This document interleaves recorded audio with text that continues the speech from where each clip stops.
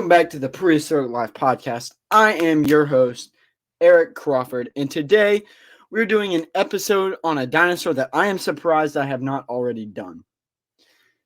The one, the only, the Jurassic Classic, Stegosaurus.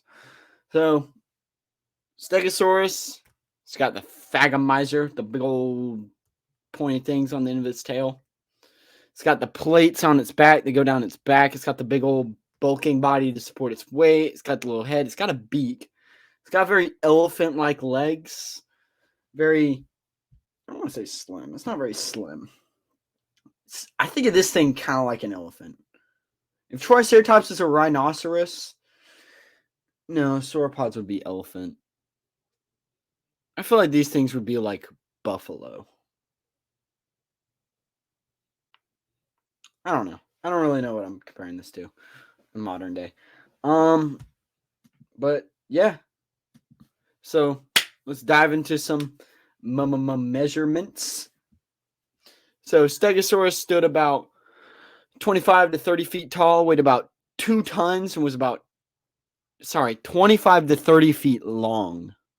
And it was about 9 feet tall. And that's from like back of the plate down. Because as you can probably tell, this is flat ground. Its head isn't that far compared to like the back plates. Its diet was bushes, ferns, berries, they weren't grasses. Probably fallen leaves too, whatever can really get its teeth around. Well, I guess its beak / molars. Its fossils were found in North America, mainly in the USA, Colorado, Montana, Oklahoma, Utah, Wyoming, mostly associated with the Morrison Formation, a little bit in Portugal in the Alcobaça Formation. I probably butchered that. Alcobaça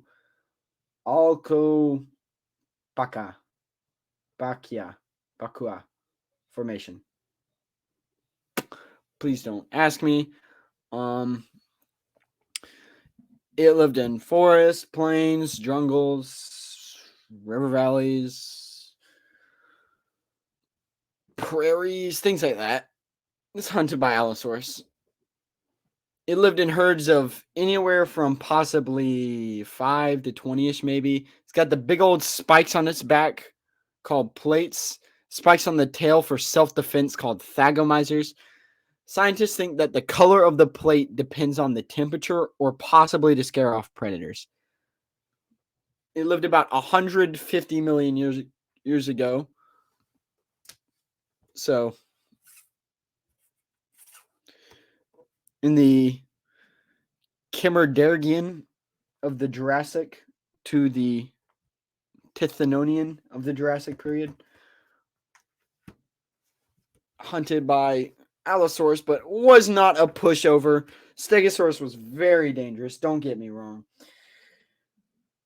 With the distinctive back plates, Stegosaurus is one of the best represented dinosaurs in popular culture today.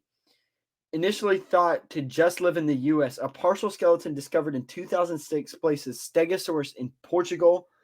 This was significantly increased the known range of this animal and farther reinforced the theory that North America and Europe would have been connected during this time. Living the life of a low browser in the Jurassic, Stegosaurus seems to have concentrated upon eating soft and leafy vegetation that did not require much effort to chew. Studies have shown that Stegosaurus probably did not have much bite force, but the shape of the teeth would do most of the work for it. Fossilized teeth show exact wear on the sides where they would have been sharpest, meaning the Stegosaurus would have to do is bite onto the plant and pull its head back, and the teeth would cut through the soft vegetation. So, like I said, this thing seems to have some kind of beakish type thing, but it also probably had sharpish kind of teeth, so it would bite on vegetation. The sheep, not like this. They'd still be probably rounded, but a little bit sharper. You'd bite into it and rip it and pull it. Because of the affirmation method of eating, Stegosaurus probably relied upon its gut to do the main work in breaking down the plant material for nutrients, and may have swallowed stones for use of gastroliths to aid this process. So the name Stegosaurus means roof lizard, for anybody who didn't know, and that's because of the giant spikes on its back. It was named by Othniel Charles Marsh in 1877 during the Bone War. Yeah. Many individuals have been found. Stegosaurus is one of the better represented dinosaurs in fossil records, like I stated.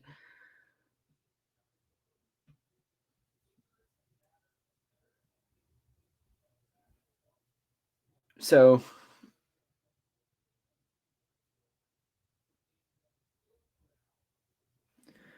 it goes without saying, Stegosaurus is most famous for the plates that run along its back. In fact, the name meaning roof lizard. What's a lizard? Roof lizard is a reference to them.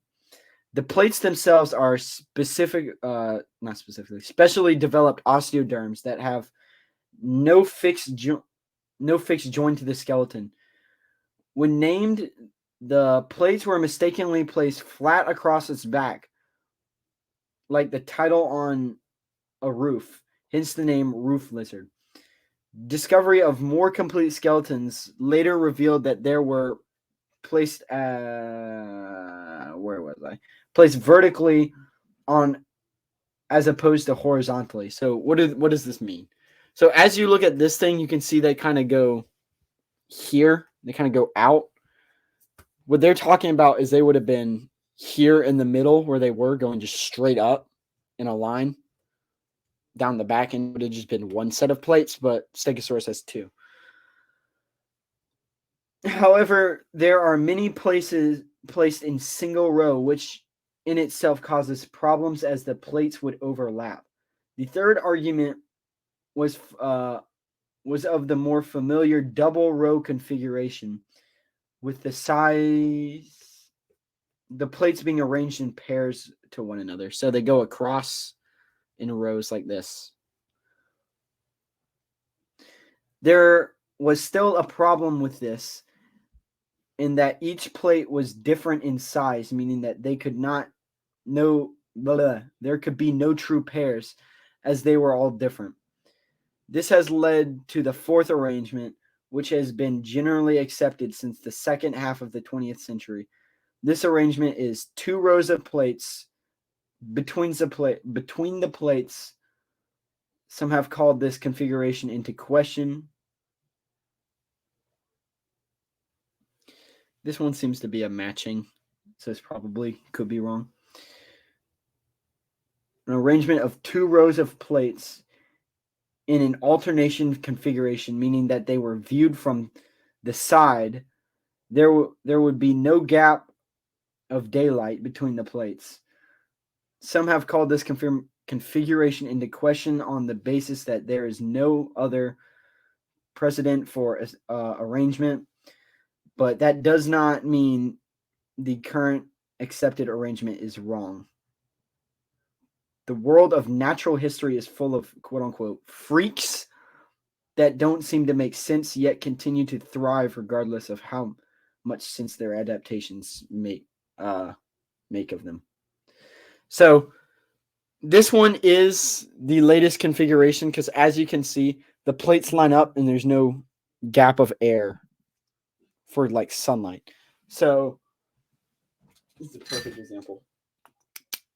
If I take this flashlight, you can see it shine through the plate, but that's just because the plate is, plastic. But if I shine it, you can see it shine through the plate, but that's because the plate is plastic. But if it were like hollow, you can't see the light directly through. And if I do it this way, the only light you really see is the part that goes over the plate, because this is a big light in a small model, and you don't see it shining through, and that's what they're basically talking about.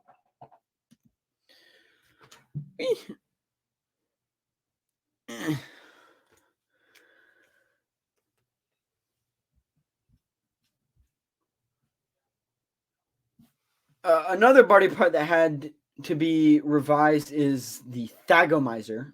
Early representations had the spikes arranged in upward angles, like this one has. Hang on. Whew, bless me. But with further study, they are now accepted to have stuck out to the sides, so more flat, like this, kind of like this. It should be like that, but these bend up. It's likely that it was the thagomizer that was the primary form of defense, although the plates that ran down the tail would be of a hindrance to its flexibility. Stegosaurus would likely be able to pivot on its hind legs easily, keeping its tail presented to an attacking predator. In fact, remains of Allosaurus have been found that show serious injuries to the tail vertebrate. Serious injury to the tail vertebrate that upon examination appears to have been caused by a thagomizer spike from a stegosaurus. So, talking about Allosaurus being hit, funny enough, probably here.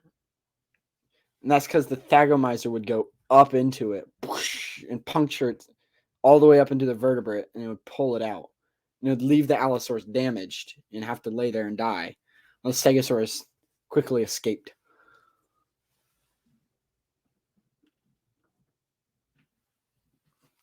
The final area of concentration is the cavity in the spinal cord of the hip region.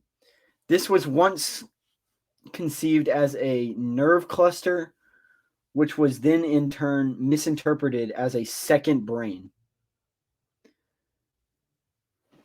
Perhaps it, and so they're talking about up here how there's a hole in the vertebrates, and people think that they used to be a nerve cluster, and then now apparently is being mistaken as a second brain. Perhaps in compensation for the actual brain, which is famously been described as the size of a walnut. In reality, the second brain theory is impossible in the realms of known science. Thankfully, however, this cavity is not exclusive to Stegosaurus. It also appears in other dinosaurs and more importantly, modern birds. Study of this body has given rise to the notion that it is a glycogen body. This body allows for the storage of excess glycogen.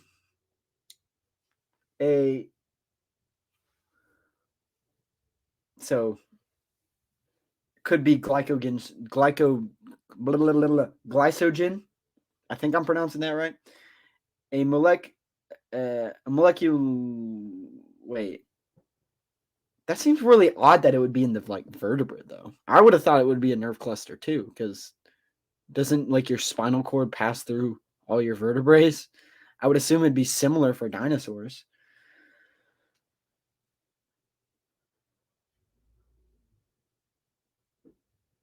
So glycogen is a molecule that is used for energy storage in animal and fungi, while this does make sense that it would have some kind of storage, but I feel like that would be something in its stomach, not in its spine. While the Priestess method of use in uncertain, this may have acted in a way similar to an adrenaline burst in the fight or fight reflex, which the release of glycogen, the muscles would get a sudden burst of energy, allowing them to activate movement, perhaps for swinging a perhaps for the swinging of the thagomizer to an attacking allosaurus. That actually does make sense. So what they're saying is right about here in the vertebrae, there would be a glycogen storage, and along comes, these are different allosaurus. Along comes big bad allosaurus, and it's screeching at about to say Triceratops, it was Stegosaurus. So it gets startled and it releases the glycogen into the tail, allowing it to swing and basically hit the Allosaurus, knocking it down, killing it, stabbing it, whatever it needs. Basically a sudden burst of just strength that just whap and hit the Allosaurus to fend it off. And I guess you wouldn't want that in because Stegosaurus definitely is not a small creature. This is definitely not a small creature. In no way, shape, or form. So having its glycogen stored in its brain would take so long to get down to its tail that the Allosaurus would have overpowered it, knocked it over, bit it in the stomach, killed it, whatever else, unalived it.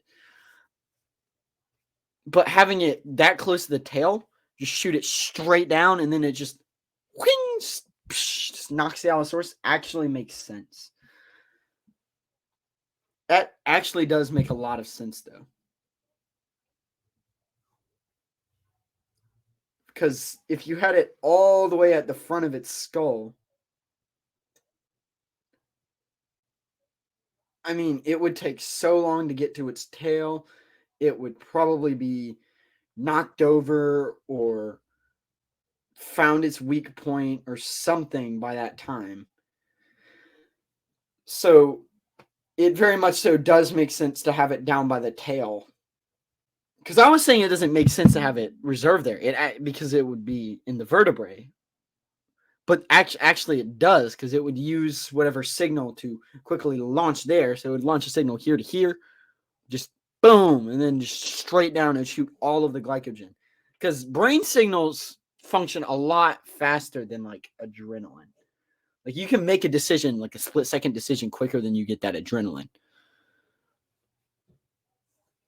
So an animal like this, or it probably definitely had heightened senses than a human because it was a wild animal, would also have that split-second boom brain function that would say, hey, shoot the glycogen reserve out. Boom. All right, now we got that adrenaline rush. Let's kill this Allosaurus or whatever is hunting it. So, yeah, it does make sense. Of course, Stegosaurus, love it. I would love to have a Stegosaurus backplate just somewhere. Don't know where I'd put it, but it would be cool as all heck. I mean, I would love to have one. And I personally love Stegosaurus. Stegosaurus is, as Prehistoric Wildlife says, a Jurassic classic. It is the Jurassic classic. So, let us listen to the sounds of this Jurassic classic. I'm going to start calling it that. And, yeah, here's the vocalization of a Stegosaurus.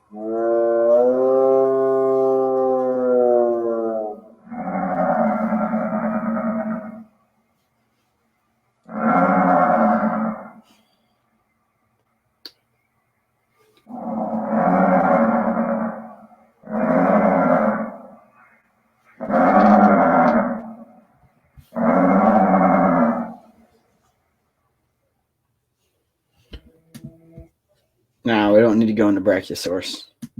I'll do that one on a different note, on different day. I'll redo Brachiosaurus one day. So Stegosaurus sounds a lot like a cow. I don't really know what I expected, but that is kind of what I expected. I expected Stegosaurus to sound like a cow, primarily just because it seems like one. A lot more cow-like than Triceratops is definitely more like a rhinoceros or an elephant. This is definitely more like a buffalo or a cow of some sort. I don't know. It's just own unique thing. So I'm your host, Eric Crawford. Remember to check out the website. It's the hub for everything. And as you can see, the last episode was the interview with the Dinomancer, Sky the Dinomancer, followed by the interview with the Hell Creek hooligans, interview with the dinosaur cowboy, and Sergey, the Russian archaeologist. So please go check those out. Those were amazing interviews. I've got some more interviews already lined up for after Thanksgiving, because at the time this is coming out, it's coming out over Thanksgiving. So I've got some interviews set up for that. So I'm excited for those. And from here, you can get to the YouTube where you see all that. So please go check that out. All my content, I try to upload a little bit earlier on the YouTube channel. Speaking of which, whenever I will drop notifications and things in the Instagram about major things going on, about the dinosaurs of the week, about interviews. And if I do interviews, I try to put out when they're going to premiere and I try to promote them. So please go check that out for all that content. And until next time, I'm your host, Eric Crawford, signing off. I will see you all later. And remember, keep it prehistoric. Goodbye.